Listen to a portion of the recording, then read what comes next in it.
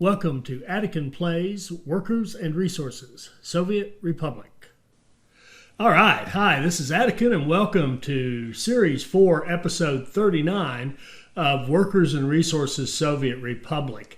Now, in this episode, we're going to talk about kind of a framework for how to plan, your master plan, if you will, for what you're going to build and how to organize your republic. So I hope you all were able to do your reading assignment and go back to episode 33 and read the top quote, the one that's been pinned by Antiquity Carr. We're going to take a look at that right now. So Antiquity Carr basically said that looking at the education, the crops kind of gave him some ideas for how to look at this as an overarching approach. And what he wrote up here, this the bold is mine. I bolded this because this is kind of a summary of everything. Some industries should be limited and localized. Other industries should be maximized and collectivized. So if you look at a light industry, education, food, alcohol, meat, the things that people need, you can build those as local consumption, not targeting creating excess, controlling the pollution, not targeting exports, but basically meeting people's needs. When you get the heavier industries, steel and coal and oil and all that, you can make those into bigger investments and make them into something that creates excess and creates exports and drives your economy. And there are other industries that can go either way, like chemicals and clothing and plastics and whatever, cars. They can be set up as local things to provide for your folks, or they can be set up as bigger scale, collectivized, maximized industries that you want to make money on, that you want to export. So I think that's really good. Those are great observations of how you can think about the game. Now, I want to give you kind of my interpretation of that and talk about how I'm thinking about using those ideas in organizing the build. And I've been hard at work creating a good model that we can look at to show you examples of all this. So if we limit and localize, what that means is that we're going to set up, we're really looking towards self-sufficiency. So we're going to set up industries like food and alcohol, clothes, meat, electronics, even construction materials can be localized, education and local university, whatever. And all that is thinking about targeting self-sufficiency. Now, the advantages of doing this are you control pollution, and I'll give you an example in a minute so you'll understand what I'm talking about. But you control pollution so that you can have a very efficient kind of layout. And you have very simple logistics because there's very little movement of goods around. It's all kind of local. Now, the downside of that is your production is very, very inefficient because your factories sit idle with people in them quite a bit of the time, intentionally so. And it's a very poor return on your investment because you take all the costs it took you to put this together, like a food factory that you're going to limit and localize, and it takes a long, long time for that food factory to create enough food to pay you back for that investment. But on the other side, you can, if you want to target your economy and also self-sufficiency, you can maximize an industry and try to get as many people working in it as you can, like we did with our fuel and bitumen to start off this playthrough. Or you can set up things like, for self-sufficiency, you could set up things like construction materials, maximizing them, meaning creating an area where you can create as many of those goods as possible, and then through your logistics, ship them out around the map for use. You could even do it with education by having a university that has like train connections to multiple cities who send their students there for education. So in this kind of a model, you're either looking at good exports or you're looking at self-sufficiency from a more complex model, in other words, by shipping stuff around the map. And we're doing all this right now, and I'll show you. The good news about this is your production is very efficient. Really, these pros and cons are just the inverse of each other. The pros for this one are very efficient production and a good return on investment, because whatever you spend to set this up, you'll get that money back in exports pretty quickly, generally speaking. And the downside, of course, is that you have to now control pollution, because you are going to be creating pollution, and you've got to manage that by keeping your people away from it, basically, and which sets up more complex logistics for people, and you have more complex, expensive logistics in general, because now you're going to be moving goods across the map to different export custom houses so that you can make money on them, or moving the goods a long way or all over the map in a complex fashion in order to achieve self-sufficiency in that good by, like, for example, the way we're doing meat. So let me just go and show you examples of this. So we've got nighttime here. I'm kind of getting so I like the nighttime better than the daytime. I actually do a lot of my building at night because it's so easy to see what's going on. And I like kind of being able to point at this stuff in the nighttime, so I hope you guys can see this well. But let's go back to our barely enough, Jedvadovolzhno. And in Jedvadovolzhno, we have a perfect example of localized production. We have a distillery, which you can see right now has 22 people in it and is doing nothing. Now, why is it doing nothing? Because our pub is full of alcohol, and our delivery truck from the distillery still has a lot of alcohol in it, so our distillery doesn't need to produce. But the good news is, when it's not producing, there's no pollution. Now, if we go to our store, we have our shopping center. It's connected to a warehouse, which is connected to a food factory. Well, notice this food factory. It's also shut down because it has 25 tons of food in its own warehouse, and it has loaded almost 20 tons of food in this warehouse that's connected to the shopping center. Our clothes, actually, let me see if that's actually running. Let me start this. Yeah, I thought so. The clothes are still producing because they haven't quite caught up. They've still got another 6 tons of space in their own export warehouse, and obviously they can add 6 more tons here. So they could produce another 12 tons of clothing. So our clothing is running, but it's only going to run until this is full and this is full, and then the only time it'll run after that is as we use up those clothes in our city. Then it'll fire up and run some more. Same thing with our fabrics. Our fabrics are running. See, our fabrics, it's running right this second because the clothes is still taking fabrics in.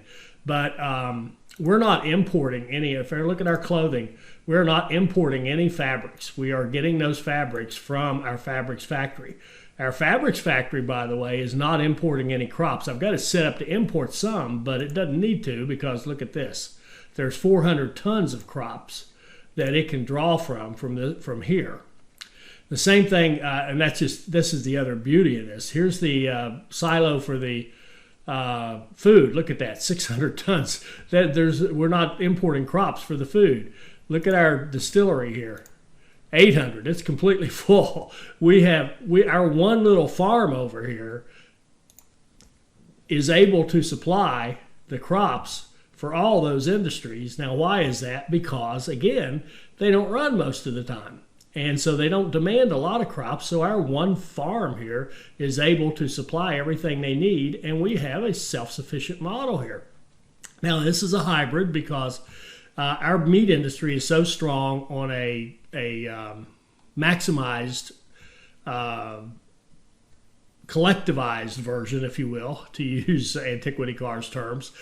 So we've got the meat coming in here. It comes in by train, and we store it here in this meat storage, and we have a truck that picks up the meat and takes it over here to the shopping center. This guy right here. And you see he's still got meat in his store, or in his on the truck, and he'll slowly load that into the warehouse and our shopping center. And our shopping center, you can see the only thing we're importing are electronics, and we could deal with that, by the way. I mean, we could do electronics locally if we wanted to. So there's a great example of a localized, limited kind of an approach that works beautifully. Now here's an example. I wanted to give you an example of the other side of the fence, and also the plug and play aspects of this. What I've got here is and I'm going to let this run and become daylight. It'll be easier to see some of this. But what we have here are a series of flats set up to feed 4 more clothing factories and 2 more fabrics factories. Now, what's their purpose? Well, they're going to make us exports. So we've got a train here loading up with clothes for export. And I'll walk you through all this because it was kind of interesting. But we have now, we have all these people. They have local school, kindergarten, and playgrounds. And then they hop on the bus right here, the train right here. And you can see we've got it set up for workers, passengers, and students. So I've got 4 trains running back and forth. They go to our main station downtown. They go to this station. They go up here to our new factory location, and they come back. So as the trains go this way toward downtown, they pick up passengers and students. The passengers and students get off here and either go downtown as passengers for their needs fulfillment, or walk over here to our headquarters of the Communist Party to go to school and get their level 2 education. And then the trains, as they come back this way, they pick up the workers that are waiting, and they take them over here and drop them off. So now we have this one station is able to give these people really practically everything they need, other than what they get locally with the sports and school and kindergarten. And we could have schools over here and have them walk to schools. We could do whatever we wanted. So this is an example of maximizing and collectivizing, to use Antiquity Cars terms, our production of clothes so that we can, for the sole purpose of spurring our economy. Now, I originally had this set up as 2 trains. I had it set up so that 2 trains would run in here, and there's 1 in each one, and I realized that was not necessary. So I repurposed one of the trains. I'll show you what I did in a minute. But what it does now is it goes to this first warehouse, so it loops in like this, comes around and loops into that warehouse, and it loads up 50%. So it'll load till it's about 150 tons, 150 plus tons of clothes. It'll load up. Then it'll move over to this warehouse and load till it's full. Whoops. And then once it's full, it will take off and go to our new export area in Zahalas down here and export the clothes. So now we've got another a good economy driver, because our clothes, if you look at the prices, are worth about 5,300 rubles to us a ton. So this train is already up to 113,000 rubles, and it's only got 21 tons of clothing. So clothing's a nice business to get. It's slow, but it really brings in some big money when it does hit. Now let's talk about how I set this up. I wanted to have 4 of these. So 4 clothing means 2 fabric to match them. And I couldn't come up with a way to build them all around one thing, so I built them in 2 sets around 2 warehouses. So you can see the fabrics are pushed into the warehouse. The clothing pulls the fabric in for use and then pushes clothing back out. The train is, of course, pulling the clothing from the warehouse to load. And what made this one a little complicated was I wanted to see how you can set where these people go. Well, it was a little hard. I tried to do it. I've got 6 destinations, right? Unfortunately, you can only do 5 destinations on here. So what I came up with was this. I can walk from here to everything except these outside clothing factories. So I knew I was going to need a bus network to take workers to these 2 anyway. based on how this was set up. But based on the fact that I can only do 5 locations here, what I do is split it up so that you walk directly to this factory and that factory. In fact, let me see something here. No, it's actually working out pretty even. I could turn these two down to half, but I'm going to leave them like this because it's working very nicely. So half the people go split between these 2 factories. The other half go to the 2 bus stops, split evenly. And then the bus, I just have a really short run, 1 bus that goes over here. And then this one says, okay, well, half of you go to this factory and half of you go to this fabrics.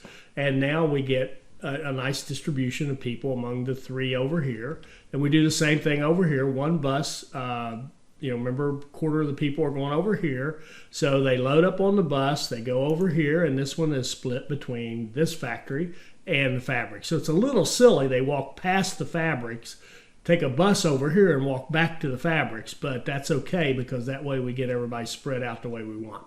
So that was a little tricky. The other one that was a little tricky is I wanted to put, I've got a diesel fueling station here, and I do not want a big old cargo train making a delivery. So I've got this one basically getting its fuel, and you see it's totally loaded. And it's getting it from, I think from here. In fact, this one, see, it's down to 75. I'm using this as the drop off for this whole area. So when my fuel train comes in here, it tops off at 150, and I've got trucks set up here. So you can see there are multiple of them, and this is the train. And then we've got trucks that go to the gas station. We have trucks that go to another gas station, to the diesel station. See, we're robbing Peter to pay Paul here. We're taking fuel from this one that's easy to deliver to and taking it to this diesel station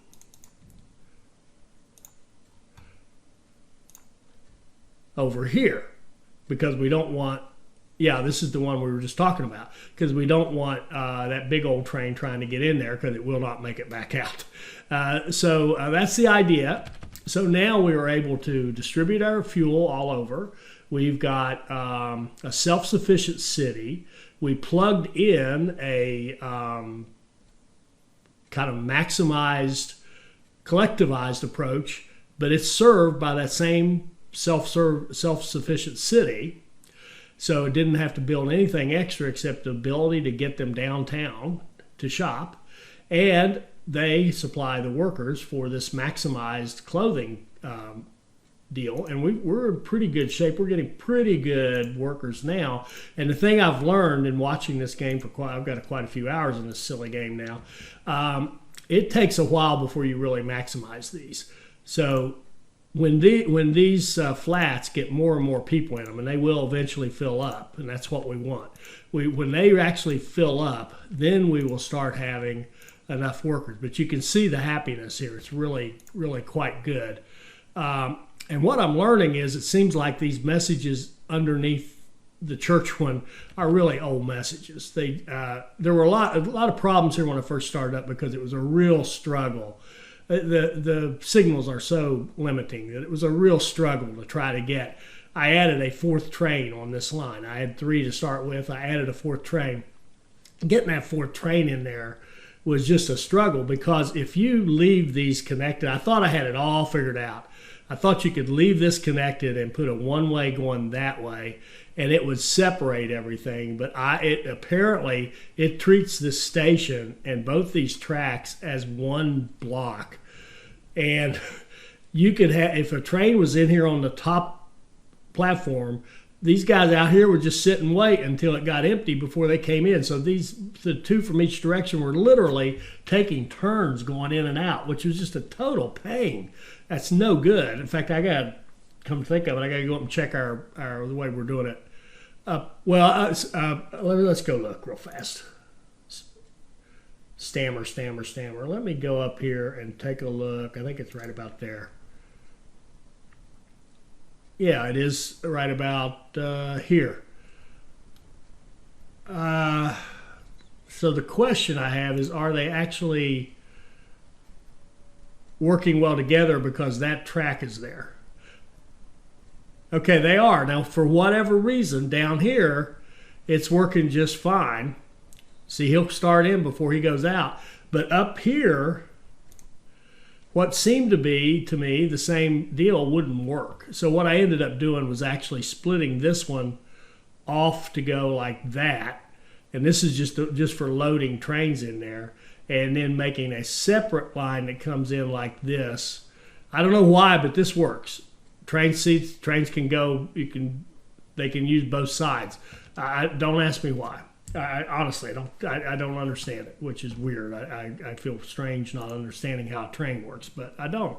So let's see here. All right, we're still making clothes. It'll take a long time to get a shipment, but we'll love it when we do. Now let me show you what else has gone on. We've got our construction finished for our coal industry.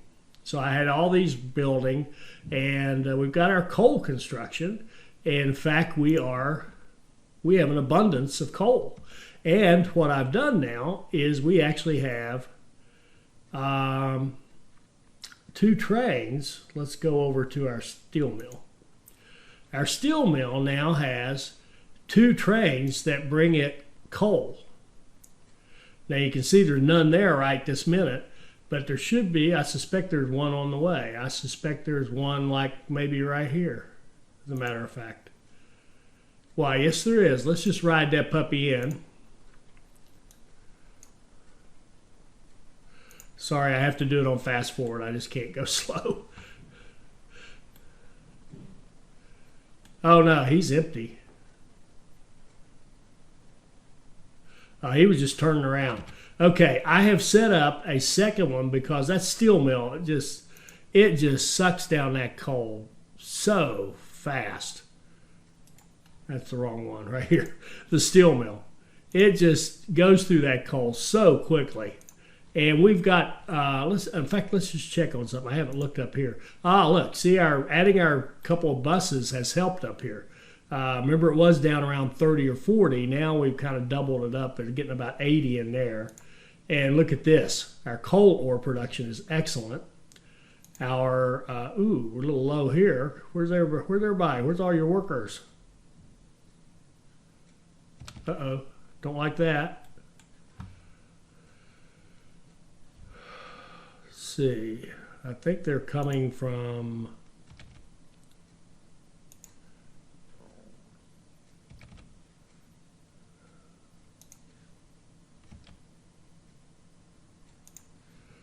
Nashville bus platform small. I wish you could rename these things. I really, truly do. What is that? Is it that? No. Bus platform small.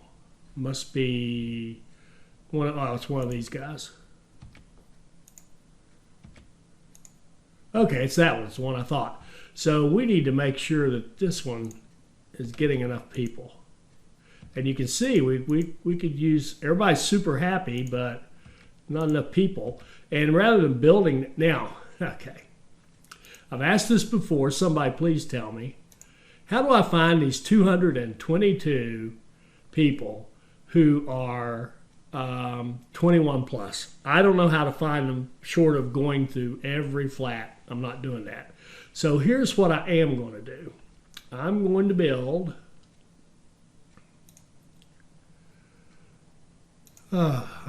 a flat right here. And it's going to be set, it's already set on get citizens. Shoot, I'm going to cancel that. I want to do it better.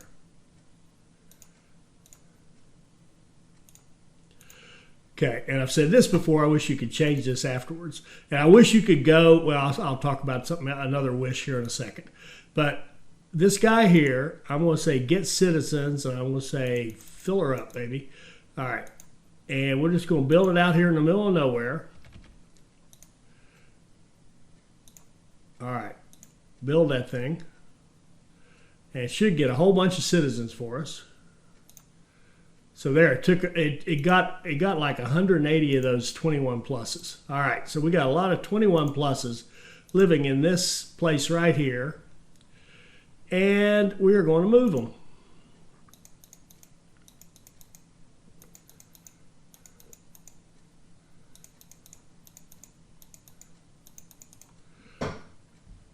Okay.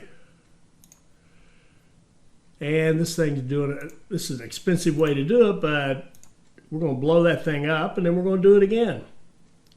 And now let me tell you what I wish we could do. I wish we could go to this apartment and hit a button and say, go find me 21s and move them here. That would be really, really useful. Really, really useful. All right, so I'm going to do this again. I liked it so much the first time.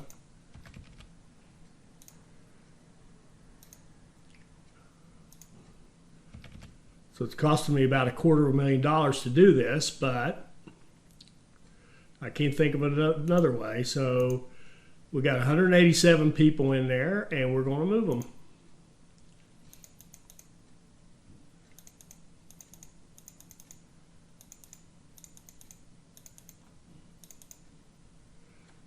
Okay, and we'll demolish that building because I can't go back and use it again. And now we should have a lot more people in here. And we should have 0 21s. Okay, now we'll have more later because we're continuing to grow. Let's just check in on how we're doing. Our happiness is still very good. Our population is over 45,000. We have 20,000 university educated right now. Good average lifespan. If we look at the year, we're outpacing our deaths with birth, so we are growing, and we have had some escapes, and we're going to work on that a little bit soon. But I'm not. When I first started playing this game, I thought if you have any escapes, you're just awful. But I have since decided, yeah, you have some escapes. Bye. Good riddance to bad rubbish, I guess we could say. All right, so what do we want to do in this one? Let us add in, or we can start working on our escapes maybe, or at least making people happier or get rid of the religion need or whatever. Let's put in a radio station, because if we look at our folks, there's 21,000 radios out there. 21,000 folks have a radio. 18,000 have a television. 14,000 have a computer, which I don't know what a computer's for. Take that how you will. All right, so let's build a road. I want to connect. I want to connect this and connect that, and we'll let our construction guys do that. And I think we're going to need to expand. I want to take these three, and yeah, I want to expand their search area a little bit.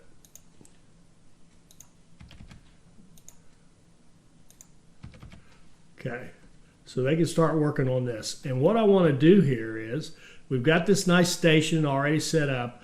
I want to put in a radio station here and the people to support it. And I'll put the people over here and the radio station here so we don't run into this pollution. By the way, let's look at that pollution. If we look at it here, notice our pollution on our houses. Everything's green and beautiful.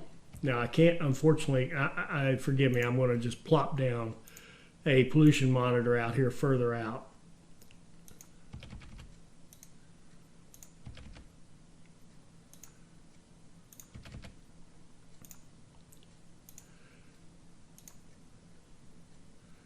So that we can see that right around our factory, it's pretty bleak. And comes out to about here right now, which isn't bad. As this population grows and we get more and more people here, that pollution will get a little bigger, but I think we're in good shape at the distance we have. Because we are right now, we are, let's see. We are 182, 3. We're about 400 meters, 350, 400 meters away. This flat from this factory. So we're a little close maybe, but I think we're good. All right, so let's build a road to connect this. Now, I want to build the road here because our crops over here are doing so well that I want to start bringing crops over here and loading them into the to fabric factories. And in hindsight, I wish I'd put a couple of silos and a road cargo station, maybe even oil tanks here. But we'll fix that. We'll come up with something. So I want to build roads. And some of you have mentioned, even asked me, would I please put in the the street lights and all that and make it look better? No, not yet. Not until I get power totally under control. I'm not a delighted person in terms of how my understanding of power and how it works in the game, and I don't want the added burden of those street lights. Let's see.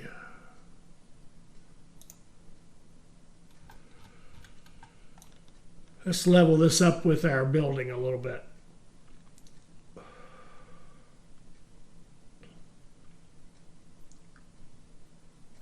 Okay.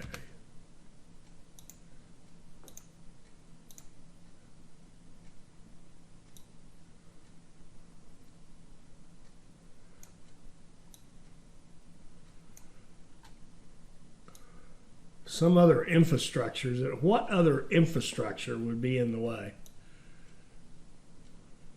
Do they need the road?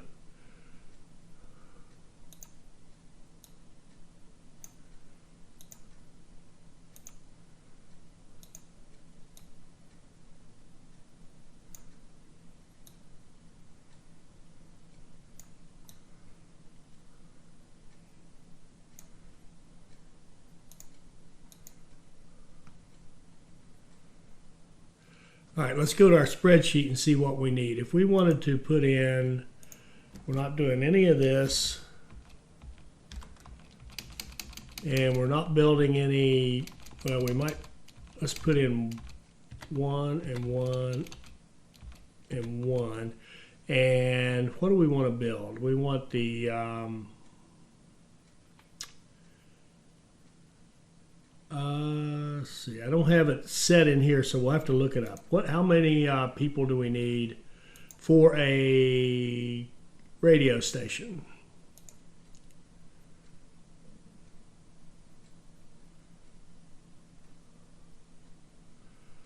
You can see how many radio stations I built. I don't even know where to find it.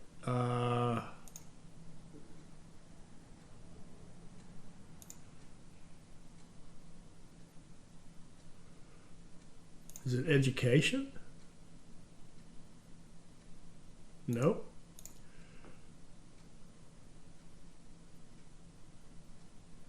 Oh, here. I guess I just missed it. There we go. Radio station.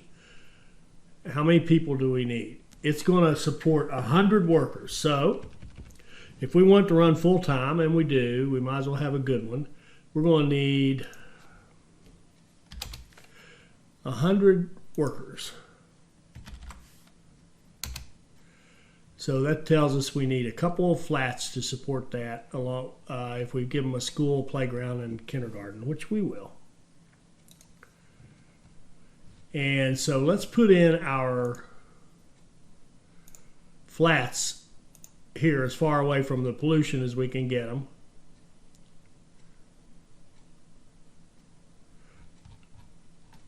I can't say I want all those roads.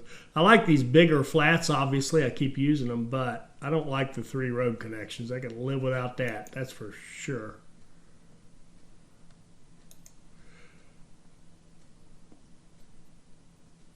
Okay, there's 2 flats.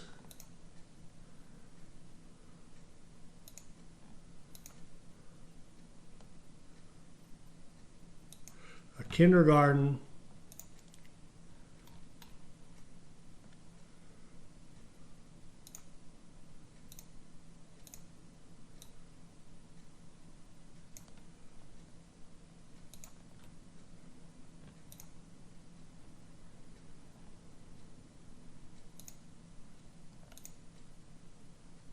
A school,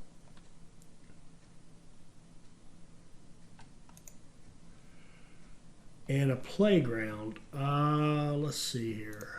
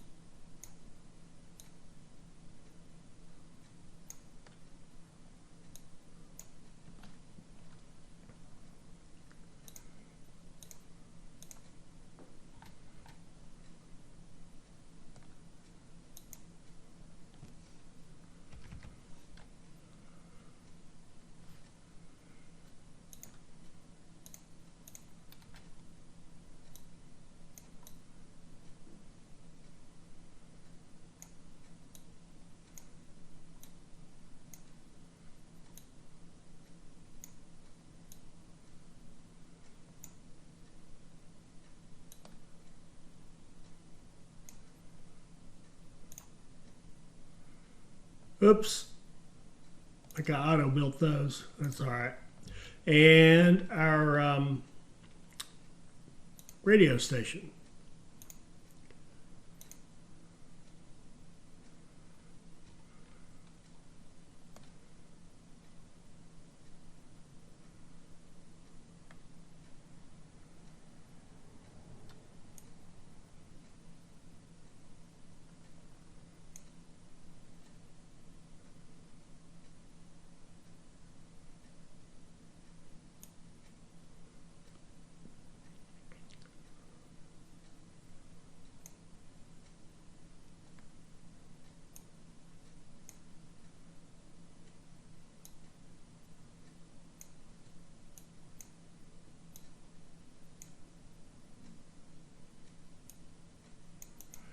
There we go.